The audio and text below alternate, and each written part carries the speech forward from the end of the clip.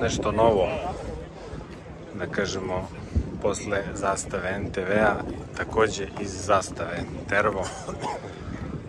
Malo borbeno, to je transportno više vozilo Hajduk, koje na sebi nosi Lancer MTU4.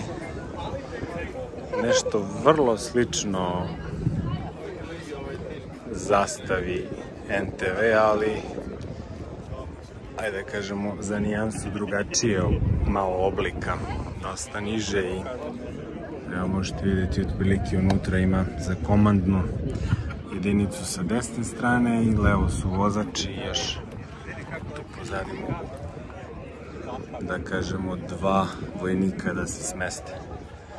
Znači neko gore imamo Lancer raketa MTU4, pozadi je otvoreno da može eventualno nešto da se preveze nekog tovara, tako da kada pogledate zastavu NTV možda malo malčice drugačije vozilo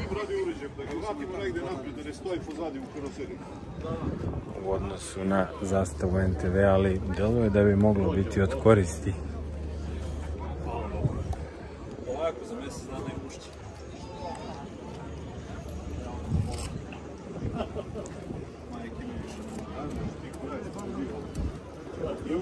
Znači, transportno oklopno vozilo Hajduk.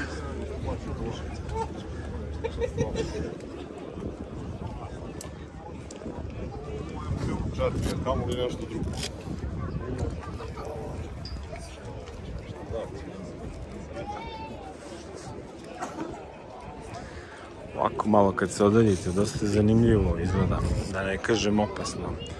Zastava NTV nekako više malo deluje kao kombi, a ovo nekako onako malo odiše nekom strahotom.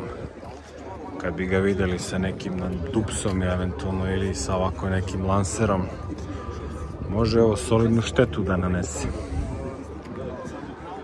Eto ljudi, nadam se da vam se dopada ova nova kreacija zvana Hajduk od strane zastave Tervo, tako da eto, vidjet ćemo kakve će dalje biti ideje za ovo vozilo.